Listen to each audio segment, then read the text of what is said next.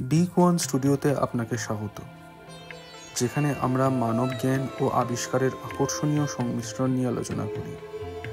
আজ আমরা প্রাচীন ভারতের এক অসাধারণ যাত্রায় যাব, যেখানে বিশ্বের সবচেয়ে বিপ্লবী গাণিতিক ধারণার জন্ম হয়েছিল। প্রাচীন ভারতের গাণিতিক ঐশ্বর্যে ডুব দেওয়ার আগে একটু ভেবে দেখুন, আপনি যখনই স্মার্টফোন ব্যবহার করেন, অনলাইনে কেনাকাটা করেন বা মহাকাশে রকেট পাঠান, আপনি হাজার হাজার বছর আগে ভারতে উদ্ভাবিত গাণিতিক ধারণাগুলি ব্যবহার করছেন। কিন্তু এসব কিভাবে শুরু হলো?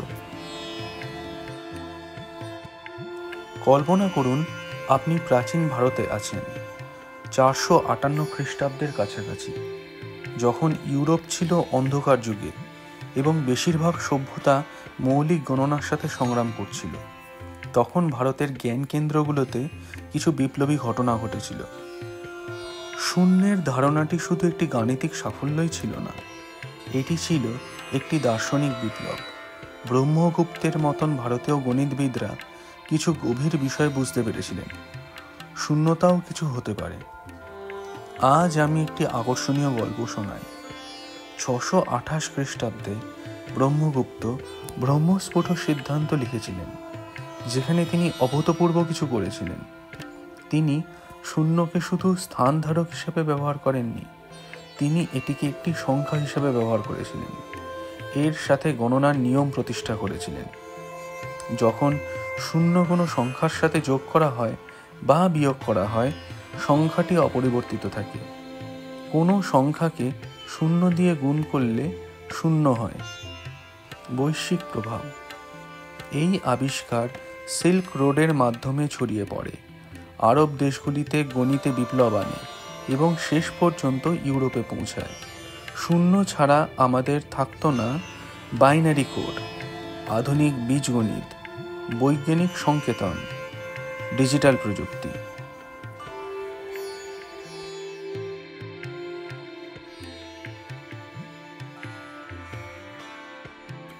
কিন্তু ভারতের গাণিতিক প্রতিভা শূন্যতেই থেমে যায়নি। আসুন এমন কিছু নিয়ে কথা বলি যা আপনি প্রতিদিন না ভেবেই ব্যবহার করেন। দশমিক পদ্ধতি। প্রাচীন ভারতীয় গ্রন্থ লোকবিভাগ 458 খ্রিস্টাব্দে ইতিমধ্যেই দশমিক স্থানীয় মান পদ্ধতি ব্যবহার করত। এর মানে তারা বুঝতে পেরেছিল যে 525-এ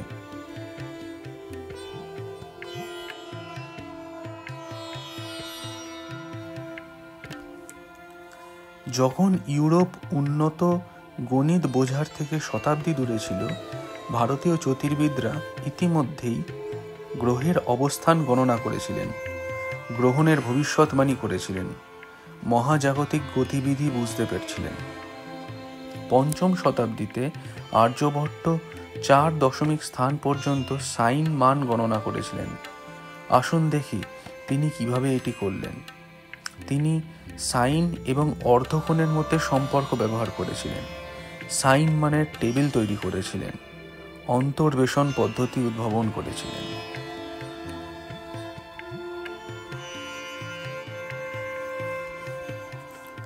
এখানে এমন কিছু আছে যা আপনাকে অবাক করে দেবে। প্রকৃতির প্যাটার্নে দেখা যায় এমন ফিবোনাচি ক্রম এর মূল রয়েছে ভারতে। ভারতীয় পণ্ডিতরা সংস্কৃত ছন্দ অধ্যয়ন করার সময় এই ক্রমটি আবিষ্কার করেছিলেন। তারা দেখেছিলেন এই সংখ্যাগুলি দেখা যায় গাছের শাখার প্যাটার্নে, ডাঁটার পাতার বিন্যাসে, শামুকের কুণ্ডলিতে, মৌমাছির পূর্বপুরুষদের প্রজন্মে।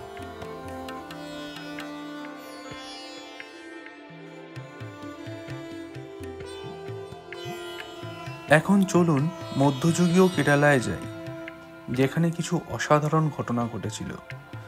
মাধব প্রতিষ্ঠিত কেরালা গণিত স্কুল এমন আবিষ্কার করেছিল যা তাদের সময়ের শতাব্দী আগে ছিল। মাধব এবং তার অনুসরণকারীরা পাই এর অসীম ধারা উদ্ভাবন করেছিলেন, ত্রিকোণমিতির ধারা তৈরি করেছিলেন, নিউটনের 300 বছর আগে ক্যালকুলাসের মতন ধারণা বুঝতে পেরেছিলেন।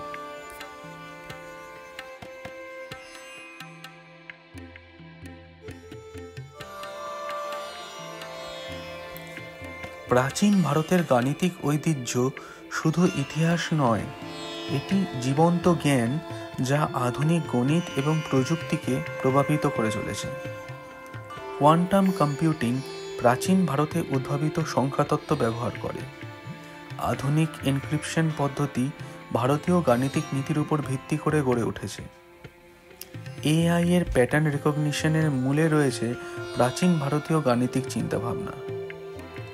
শূন্যের বিপ্লবী ধারণা থেকে শুরু করে অসীম ধারার উদ্ভাবন পর্যন্ত প্রাচীন ভারতীয় গণিত শুধু সমস্যা সমাধানের জন্য ছিল না, এটি ছিল মহাবিশ্বকে বোঝার জন্য।